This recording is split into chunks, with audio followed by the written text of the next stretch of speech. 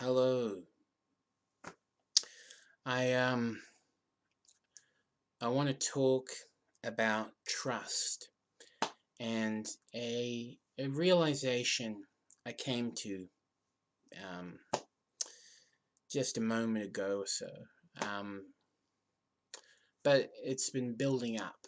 So I've been thinking about trust and it just hit me. And the realization is that trust is not um, is not founded on goodness. Trust is not founded on rightness or correctness of behavior. But trust, if we really think about it, you know, generally, how it has generally arisen in individuals in relation to other individuals, trust is founded um, primarily on character. And so this brings to my mind the quote by Martin Luther King Jr., and it goes, you know, don't judge me on the color of my skin, but judge me on the content of my character. And the reason why that quote comes to my mind is because King used content in reference to character. And, if we think about content, just think about like YouTube videos, right? That's content. That's a form of content. Um, and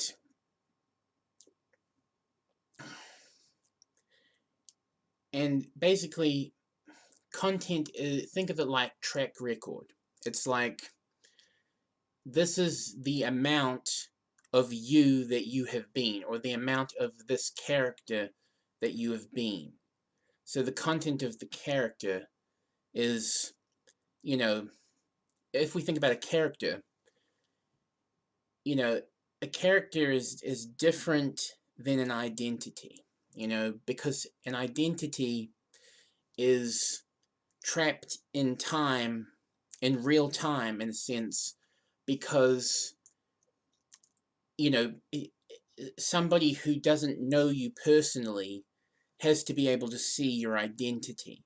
So, this is why we have, the term identification, you know, and so identity has a lot to do with authenticity in a sense. It has a lot to do with um, sort of being attuned, being in alignment with your environment of, of fashion, so to speak. And by fashion, I mean, the people that are, you know, prevalent in your um, community, the general attitude, the vibe, the aura. So identity has a lot to do with authenticity in that sense. Is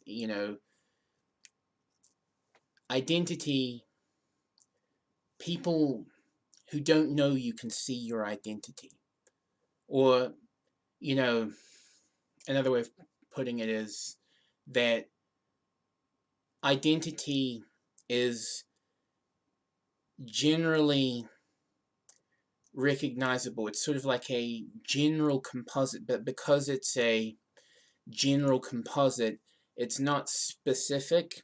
It's not going to relate to you as an individual necessarily, though it could. But it's going to be more.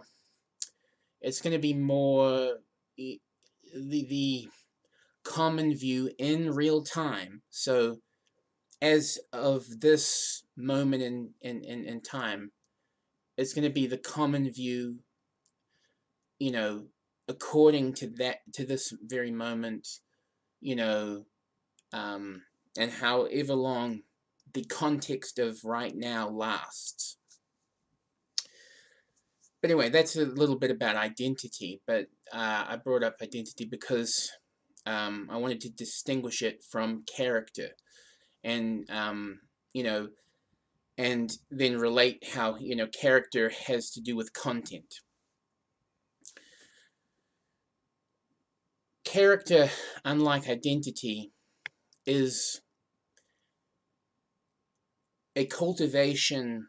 This is the way I see it. It's a cultivation of oneself across time. So, um, being so, that does not necessarily mean that it's, you know, a sure thing in either direction. And what I mean by that is that one direction is the past. Now, obviously, this can be substantiated by people who know you. They can say, well, you are like this. This is your character. But the other direction is the future. Now, obviously, you aren't really, you can't predict who you'll be in, tomorrow, let alone, 10 years, 20 years, if you live, 100 years more.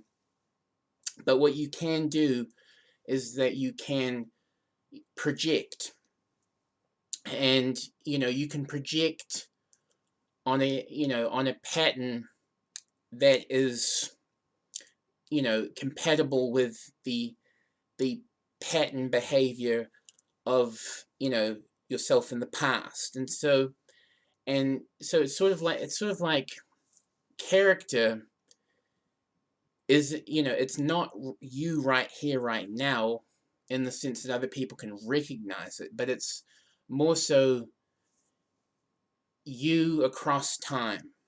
And and only people you let recognize it can recognize it after a certain point, like after your childhood is over. And um, because when you're a child, you don't really have a say on who your inner circle is. But after a certain amount of years, then you develop, you come to flower and all that. And you know it's at this time that those somewhat false slash not false, but maybe those possibly false relationships that you had as a kid, that was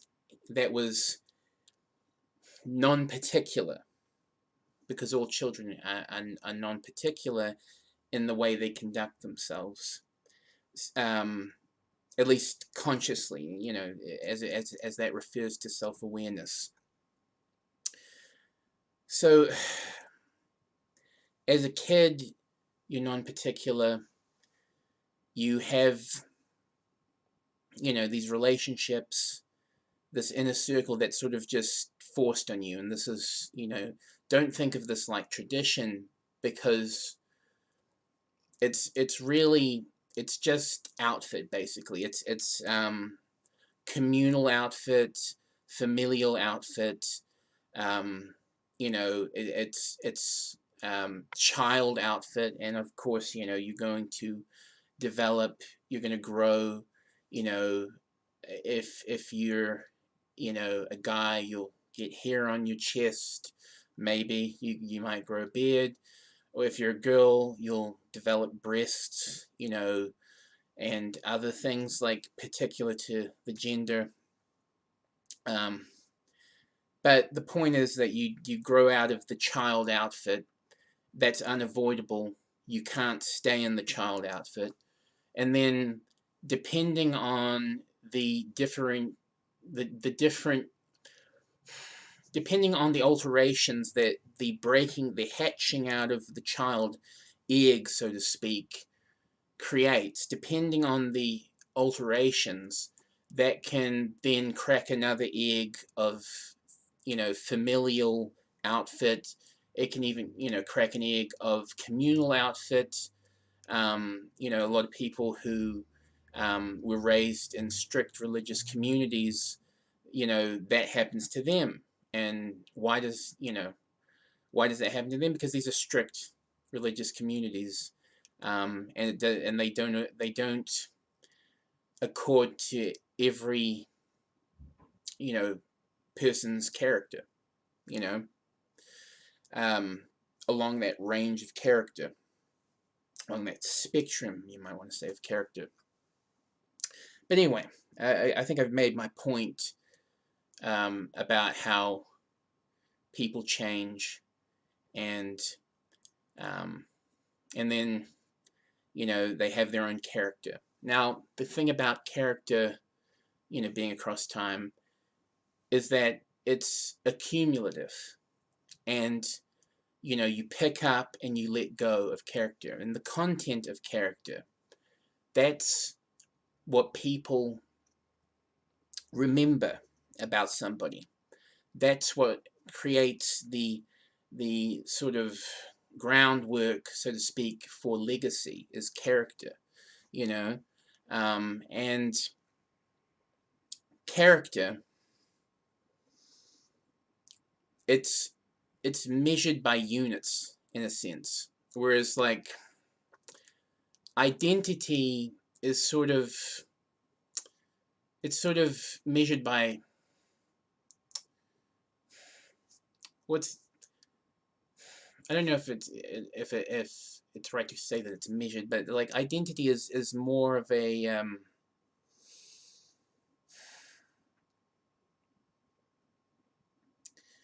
identity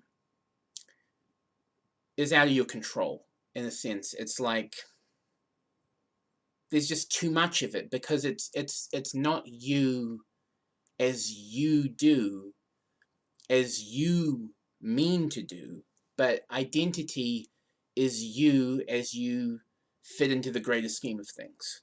And so that's why, you know, trust is not established based on identity, right? But, you know, and if any sort of trust is established based on identity, then it's not the kind of trust that, you know, is intimate. It's not intimate trust. It's not like I trust you with my life, or I trust you actually care about me, or I trust you actually mean what you say, right? It's not that sort of trust. You can't base that on identity, you know. At least, you know, you can't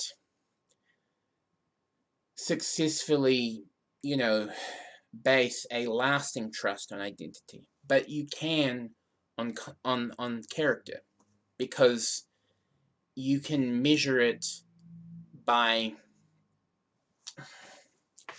the person's own accumulation. Maybe that's, you know, maybe it's not right to say that it's measurable by units per se, but like it's, you get the point. It's like it's measurable by, you know, time invested in the development of the character. And that's what people trust. People trust character. They don't trust identity. They don't trust good. They don't trust right, correct. You know, they trust character, because character is loyal, in a sense. It's sort of like if you're loyal to yourself, you develop a sort of inner skyscraper of character that sort of expresses itself in your affect, and it's sort of like contagious, in a sense. People pick up on that development of character, that skyscraper, and you know, the engineering of that skyscraper, so to speak, may be externalized or it may be internalized, but the point is the skyscraper's a skyscraper. Nobody denies that. And what happens is that people look at that character, that skyscraper of character, and they're like, that's been here, that stayed here for X amount of years. It hasn't gone away. That's still standing. And that's the thing. People see that. They see the thing still standing, and they trust that. And they're never going to stop trusting that.